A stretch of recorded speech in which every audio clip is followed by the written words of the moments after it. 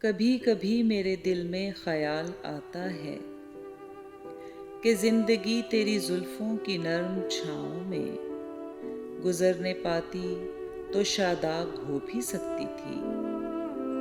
ये तीरगी जो मेरी जीस्त का मुकद्दर है, तेरी नजर की शुआओं में खो भी सकती थी।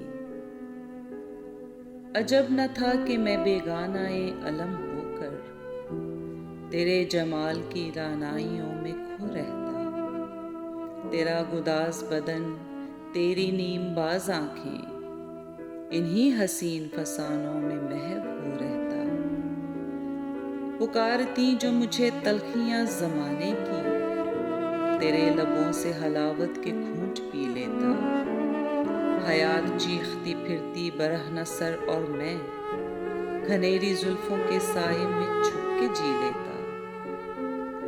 मगर ये हो न सका, मगर ये हो न सका और अब ये आलम है कि तू नहीं, तेरा गम, तेरी जुस्तजू भी नहीं। गुजर रही है कुछ इस तरह जिंदगी जैसे इसे किसी के सहारे की आरज़ू भी नहीं।